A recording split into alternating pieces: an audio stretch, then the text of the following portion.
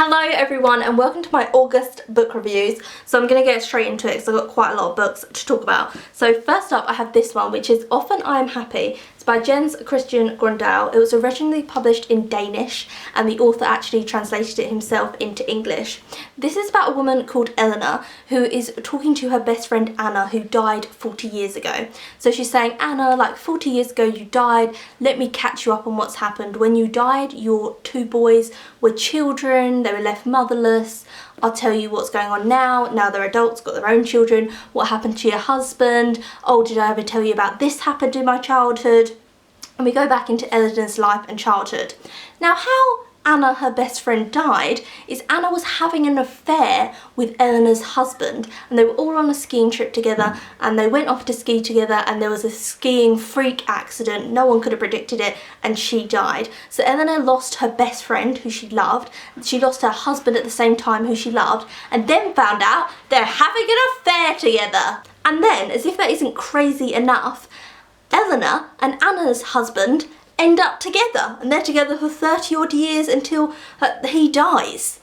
What? So when it starts, Anna's husband's just died, and Eleanor's saying, oh, your husband's died, you know, your husband was a great man. You obviously went off and had an affair with my husband and ended up dying and left your two boys behind. I kind of became your boys' mother.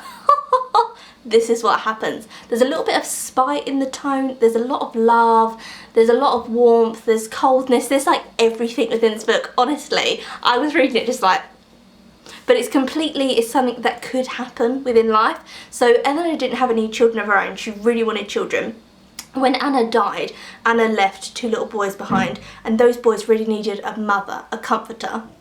Eleanor became that person. She started looking after the boys, then became close to Anna's husband, then they ended up being together and being together for 30 odd years. And she talks about that. She also talks about her own like childhood and everything that happened there. Such a good book. Like, I don't want to ruin anything, but it's so good, and there's so many different depths to it. Oh my god, I'm losing my voice, it's like that good, but it is so well like thought out. It's so profound throughout the whole entire thing. There are so many reflections about being a human being and life. I loved it. I absolutely loved it from start to finish. I couldn't stop reading it. It was gorgeous the whole way through. There's a lot of sadness, but then there's also a lot of, she says like, Anna, I'm talking to you because even though you betrayed me, I still love you. We had too many good times. You're my best friend. I love you. This is what happened to your boys.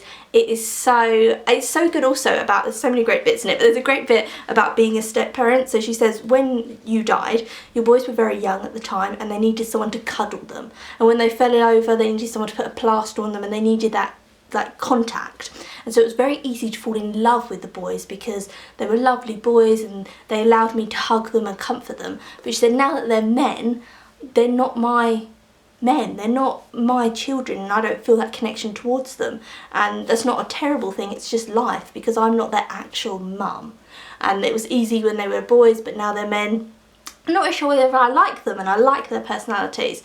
It is so good. The character of Eleanor is so complex, and at times you hate her and you think you're being so spiteful and horrible to the people around you, and at times you feel great sympathy for her. It's just so complex, just so real. This book is just so real. Loved it. From the first page to the last, read it. Next up I have a manga. This is Yona of the Dawn, book 1. This was originally written in Japanese, it's been translated into English. This is so good. So it's about a girl who's a princess and someone kills her father because they want to take over the throne, and so her and this boy who's always been her protector go on the run. The art style I loved. When someone gave her a hair clip in it, and the detail in the hair clip, I just kept looking at and being like, it's so beautiful, because it was just gorgeous. I loved this. I'm going to read on. This was adapted into an anime as well, which I really want to watch the anime. Next up I read The Secret Garden by Hodgson Burnett. This has taken me so long to read. I read The Little Princess by her, adored it. One of my all-time favourite books, loved it, cried, just broke my heart, loved it. This was a struggle. So I got this in 2014, this book, because I went to go and see a play of it with my grandma. And I thought, oh, I'll get the book, give it a read, found it in a charity shop. 2014, it's taken me 2014 to 2018 to get through it. So I'm going to give you the plot of it and then my like overall now summarised thoughts on the book. So the book is about a little girl called Mary who she grew up in India and her parents didn't really care for her. She had like servants and no one cared about her. Her parents then leave, she has to come over to the UK and live with her uncle. Her uncle is an odd man who's shut up in his room and lives in this massive mansion in England. And so Mary arrives at this mansion and everyone's like, we don't really know what to do with your love, like, I don't know, this place isn't really set up for kids, don't know what you're gonna do. She has a servant called Martha, who I adored Martha so much. Martha's so bubbly and lovely and Yorkshire girl, and Martha says, why don't you play? And Mary is one of the most detestable creatures because she's been treated cruelly and no one's really shown her any love. She's very serious and stern and she doesn't know how to be a child. So Martha says to her, go outside into the garden and go and play and try and play. And my brother Dickon, who Dickon's lovely as well, he likes to rescue animals and looks after animals, so why don't you go and play with my brother Dickon? So Mary goes out into the garden. She meets a guy called Ben Weatherstaff, who's the gardener, who I loved. He was like sass queen. There's a bit in it where Ben, he's like a fully grown man, he's this gardener, and he was like, Mary, you and me are the same, we're ugly, people hate us, like no one likes us, because he's quite grumpy as well. And then he tells her about a secret garden. And she's like, what on earth are you talking about, Ben? And he says, oh, well, your uncle used to have a wife, and when she died, she had this garden, and it got locked up and no one was allowed in the garden anymore. And his wife was lovely. She was the life and soul of the house. Everyone loved her. She was just so everything. Amazing. So Ben says to her, go away and don't go in this garden. Obviously, she's a child. She goes and finds the garden. Her and Dickon form this friendship, and then she hears this wailing in the house at night and realises that there's another child in the house, and it's her uncle's little boy, her cousin, and her cousin is very ill and he's in bed, but Mary doesn't really believe that he's ill. She's like, I don't think I believe that you're ill, I don't get it. And there's a bit in it where he's saying like, I've got this lump on my back, I'm a hunchback, and she's like, show me your back, you don't have anything on it. And it's kind of like, oh, why are people saying he's ill when it's not? Sirens. So Mary and Dickon decide that they're going to help this little boy and like bring up his strength, and they're also going to do the garden because Dickon's really good at planting and growing things and just nurturing. It's just a lovely boy like Martha.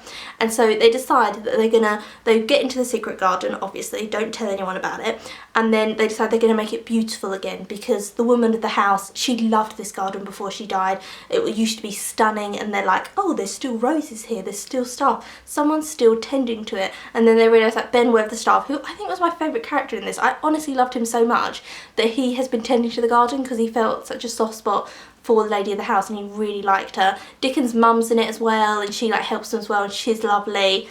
Really liked this. And then obviously like the uncle, who's all like sad and depressed because his wife's died, realises that his son isn't ill anymore, and it's all lovely at the end. I really enjoyed this at the end. The first bit I found a struggle because I couldn't get into it, and I thought Mary was just a miserable character and I couldn't really connect and it wasn't doing anything for me. And then when I got to about the middle, I like loved it and I cried. There's a bit in it which is not even a significant scene, but it's Mary comes and asks her uncle if she can have some seeds. She says, can I have some seeds? But it's for the secret garden, but she doesn't tell him. And there's such a bit in that just, even thinking about it makes my heart go, oh! Like, it's just so sad. It's just this man in complete grief that his wife has died and looking at this little girl asking him for seeds, and oh, just honestly warmed my heart. I still think The Little Princess is the better book that Frances Hodgson Burnett did, because The Little Princess is just so magical and stunning, but I think this is a good book as well. I did enjoy this. I'd like to reread it with a more positive mindset for the beginning bit of it, because you have to kind of get through that. Next up I have a book that was sent to me by the publisher Quercus, I think I got that right, and that's called The Love Factory by Elaine Proctor, and it's about a load of women that will write porn. Can't even say it, like it's so English. I can't even say it. So our main character, she writes books that don't sell, they're quite dull. Her husband then leaves her for a younger woman and she's like, Jesus, what am I going to do? I don't have any money anymore. Ooh, my career isn't working out. And so she decides that she's going to start writing erotic novels. and sell them, and that maybe she can make some money off that. So then she tells all her friends about this and tells them to write stories, and she's going to make a short story collection of porn written by women, and there's like her gay friend as well who writes in it. It's really interesting about like him, and because his family don't really accept that he's gay, and so she gets all these different people to write pornography for her so she can put it in a short story collection, and they call their office The Love Factory. And it's obviously about our main character falling in love. Her grandma has just come to live with her because her grandma used to live in a nursing home and she couldn't afford to pay for that anymore, so her grandma has to come and live with her, and her grandma is fabulous, like just this fabulous woman. Also, a lot of the women are all from different places around the world, so talking culturally about like what sex means to them and everything. And the end broke my heart, gotta say that. Like, the end was shattering, but I did enjoy this. This was like a fun read. This is kind of like a fun beachy read kind of book. It's just fun, but it deals with stuff like racism, people not accepting your sexuality, sex in certain cultures, how women can't be open about sex in certain cultures. There are scenes in it where it's just the women talking about sex, like just in a circle, and they're disagreeing, and everyone's got a different idea of what this is and what that is. And I really did enjoy it as like a fun beachy read. It's quite a long read, so if you're going on holiday you could just take this along with you. I did enjoy it. I thought it was good. The Love Factory. It made me blush a bit because the stories are actually in it, just printed straight in it, like a book within a book format, which I don't normally like. And yeah, they were like, whoa! Just gotta say that now. Pre-warned, you've been pre-warned. And they're all different kind of scenes, because some people are into more, you know, dominant things, some people are into fantasy romances, the crazy things people are into, they're in there. So just pre-warn there, pre-warn. If you're going on holiday, it's a fun read, it's a fun time. I then read Burnley Hedge, The High Hills by Jill Barklem. What can I say, it's Burnley Hedge. I mean, I absolutely love it. I didn't read as a child, so this is a very new experience for me, and they're just gorgeous. They're about these little mice who live in a hedge, they go on adventures. Read them, they're stunning. I just thought I'd like mention that in there because I just love Burnley Hedge. I then read a Ruth Rendell. I really like Ruth Rendell. It's a novella, and this is called Heartstones. Now, this is about a girl who she's very close to her dad, but they have a very formal relationship. So the girl's very academic and she reads these great novels with her dad, and she just adores her dad so much. Then her dad marries a woman, and that woman ends up dead. And the little girl's thinking, did I kill her? I don't want to give like too many stories, that's why I'm trying to be quite vague with it. But the little girl, when her dad remarries, she is heartbroken. She is devastated. She's like, how can he get remarried? This is ridiculous. Like, our mum's dead. How can he do this? It's written very much like a classic novel. And the little girl starts planning on how she's going to kill her new stepmom because she hates her that much, and it gets really serious. And then they're all on this scaffold building of a church, and the woman falls, and the little girl thinks, oh my god, did I push her?